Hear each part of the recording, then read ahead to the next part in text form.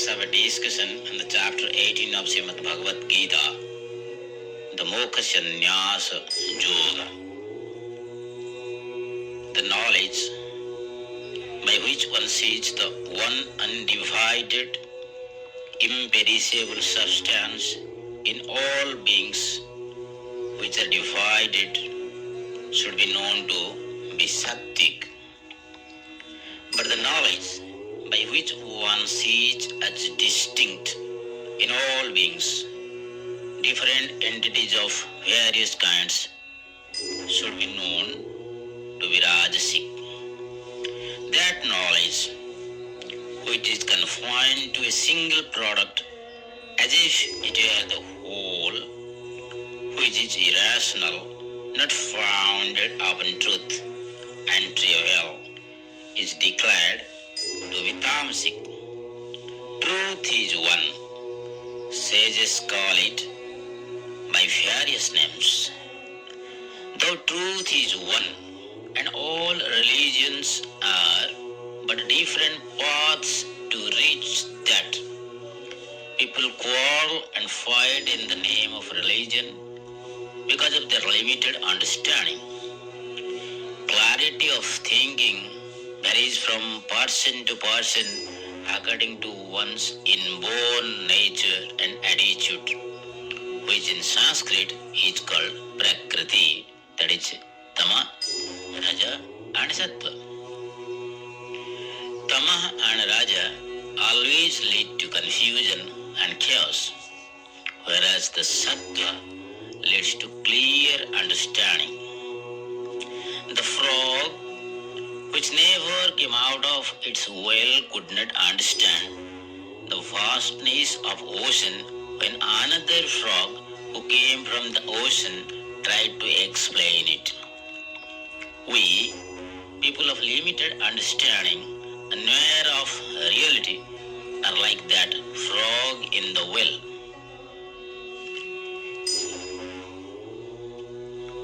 An action that is done by a person seeking desire or possessed of conceit, and that with much trouble is declared to be Rajasic. Actions are but events without any color. They become good or bad, right or wrong, kind or cruel, depending upon our attitude while doing the actions. Every action can be tamasic, rajasic or sattvic, depending upon our mental makeup. Heedless of the consequences, if actions are performed, they are tamasic. Cleverly, for gain and to escape the evil consequences, if we do anything, it is rajasic. Whatever we do for the welfare of others is always sattvic. That action which is undertaken through delusion, without regard to consequence, loss, heartfulness, and capacity, is declared to be tamasic. Actions should be noble and good. No action should be performed without enough preparation and precision. And above all, we have to be cautious with regard to the consequences while performing an action. If actions are undertaken from delusion, heedless of consequences, then we call them tamasic actions. On the last day of the Mahabharata war, in the midnight, Asatthama mercilessly massacred the sleeping Pandav warriors and the Upapandavas for no fault of theirs. And Arjuna taught him a lesson.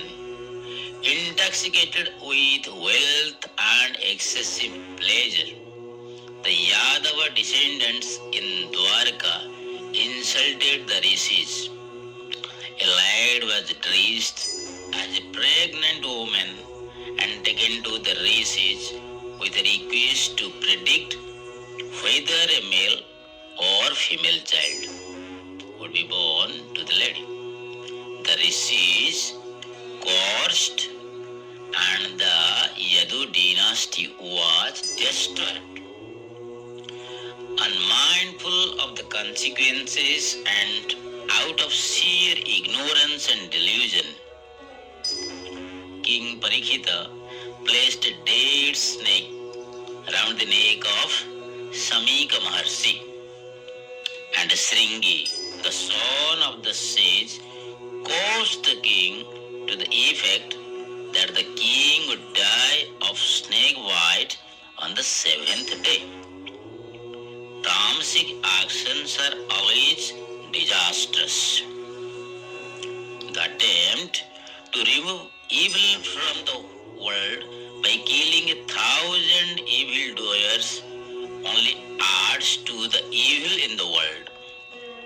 But if the people can made to desist from evil doing by means of spiritual instruction, there is no more evil in the world. An agent who is free from attachment, non-egoistic, endued with fortitude and enthusiasm, and unaffected by success or failure is called Sattvika. Self-confidence and self-reliance, self-dedication and self-sacrifice are noble traits.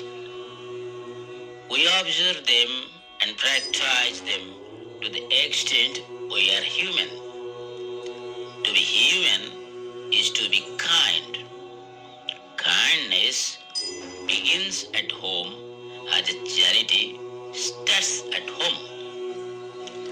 Bhishma in the Mahabharata is known for his filial love. He is fond of his father. He is devoted to his parents.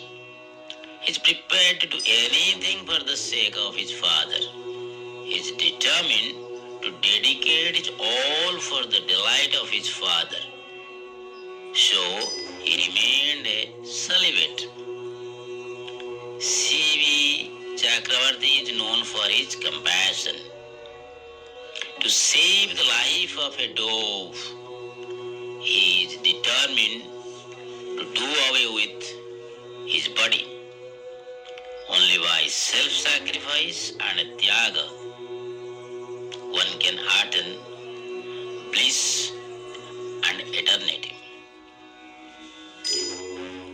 An agent who is unsteady, vulgar, arrogant, deceptive, overbearing, indolent, despondent, and procrastinating is said to be tamasic.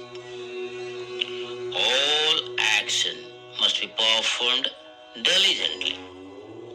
A person must be active and energetic, both in the performance of worship and in taking care of whatever worldly things he owns. Surrender to God doesn't mean laziness or inaction. Those who have neither learning, nor devotion, nor charity, nor spiritual knowledge, nor good conduct, nor morality, nor religious faith are nothing. is than mere useless burdens to Mother Earth, wandering over this mortal world like the wild deer in a human form. That tenacity, unswerving through yoga, by which one controls the functions of the mind, the breath, that is prana, and the senses, is sattvic. Dhriti, determination and firmness of resolve are essential to achieve anything great and worthy. The higher the ideal, the greater the ordeal. So firmness should be the determination. When the ideal is noble and divine, when the dhriti is unshaken, it is sattvic determination. Gautama the Buddha resolved firmly never to return home without realizing the truth. He sought to know the truth and attained it. Let us resolve to reach the top without ever looking back or falling. Let not anybody be weak and feeble, either in resolve or in effort. Let us hope high and rise high through firmness of resolve and hard work. The happiness, which is like poison at first, but like nectar at the end, is declared to be sattvic, born of the serenity of the understanding that concerns itself with the self. Repeated attempts at concentrating the mind on the Lord's form, the supreme seat of all that is good and glorious, will generate devotion in the mind of the yogi. The aircraft to heavenly regions takes off from the peaks of spiritual sadhana. Unless one is rich, one cannot travel by air. Similarly, unless one is pure and devout, one cannot fly to the heavenly abode. The rich people may board at the aircraft in an airport which is on the ground, but the devotees have to climb off to a mountain top of spiritual sadhana to board the airplane flying to the divine heights of ecstasy. The wealth of devotion is hard to acquire. Devotion invariably involves detachment from the worldly shackles which are of both gold and iron, soft thread of silk and prickly chain of barbed wire. The path to the airport and the mountain top may not be smooth always, but once we reach the top, the aircraft to the heavenly abode takes us, land us forever in the kingdom of shadowless bliss. We need not suffer at all in future thereafter. Blessed are the devotees who can stick to the path of devotion and reach its peaks, for they are sure to be taken and placed forever in the God's heart to enjoy the thrill of God's love and embrace. Devoted to his own duty, a man attains perfection. Listen how when engaged in one's own duty attains perfection. from whom proceeds the activity of all beings, and by whom all this is pervaded. Worshipping Him through its own duty, a man attains perfection. One who follows the duties dictated by one's natural disposition will be free from the bondage of those actions and will gradually reach the state of freedom from gunas when jnana and bhakti are generated in him. Duty is sincerity in the discharge of one's chosen profession. Every work is noble. It is Shraddha that makes a work noble. No work is superior or inferior. Scavenging is as noble as the study of scriptures. Let us, by God's grace, devote ourselves to the duties allotted to us or chosen by us. It is better to like the work we do than doing the work we like. Pay as much attention to means as to the end. A person with worldly attachments will experience troubles even in the forest. Living at home with all the senses under control is tapa or spiritual austerity. For one who is engaged in unblemished actions and free from attachment, the very home becomes a tapovan. Take refuge in Him alone with all your heart. It is the advice of Lord Himself. By His grace, you shall attain supreme peace and eternal abode. Consistency is an important trait in devotion. We should not forget God at any time, nor should we own the authorship of anything. Every action is performed by God, and we are but tools. Similarly, every fruit is to be offered at the feet of God. All our actions and reactions are both providential. We have to place them all at His disposal. It is He who does all, and we have to be aware of this truth always. He who does and realizes everything by the will of God as the will of God never comes to grief. Neither money pays, nor name, nor fame, nor learning. It is character that can cleave through adamantine walls of difficulties. Giving up all duties, take refuge in me alone. I will liberate you from all sins. Don't grieve. The final advice of Lord Krishna to Arjuna. The highest and noblest act for a man to do in life is to surrender himself at the feet of Lord.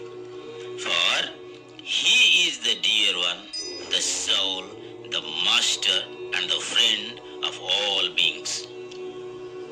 Of all the yogas, Prapti or Sarangati is the highest. In fact, the culmination of every yoga is self-surrender.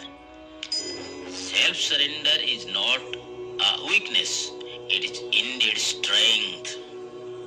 All the rivers merge with the ocean.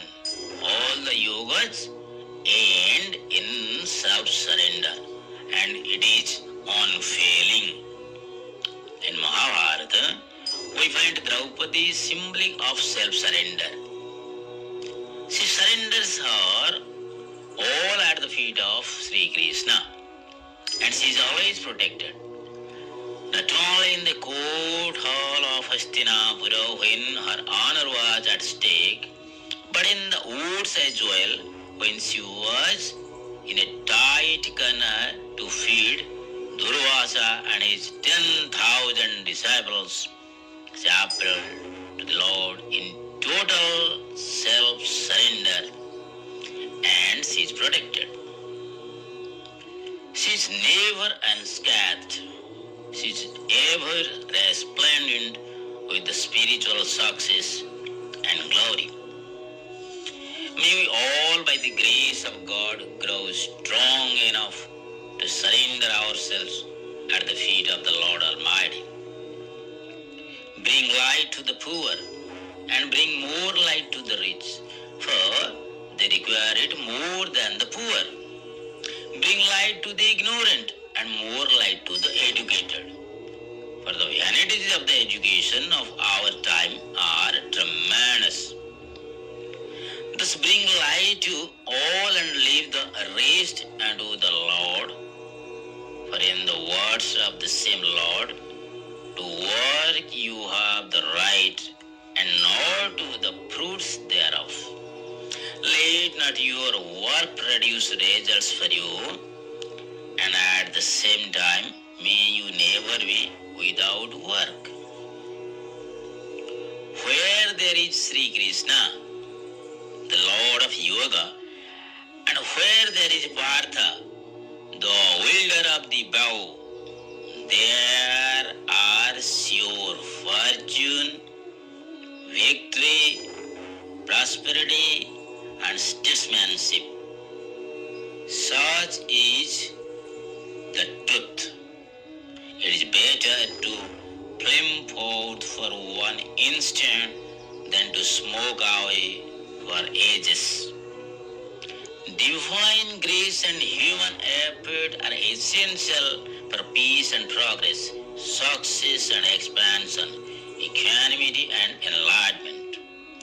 The whole of the Gita speaks of the need for them both. All the yogas directly and indirectly have their thrust on them both.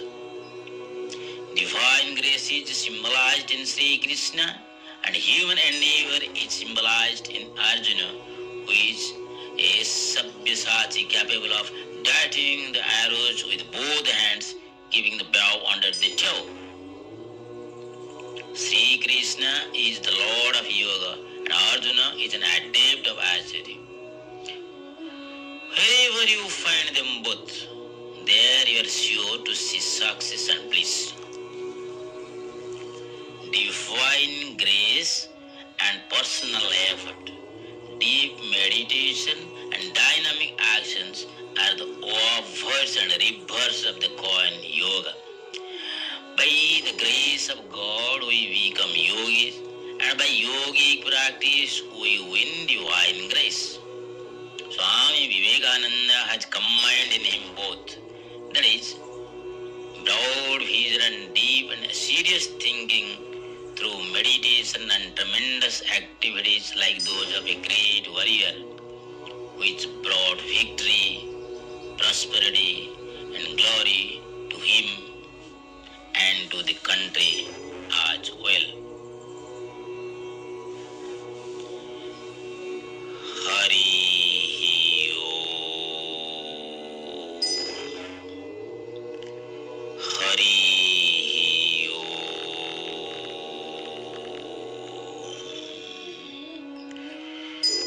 Hari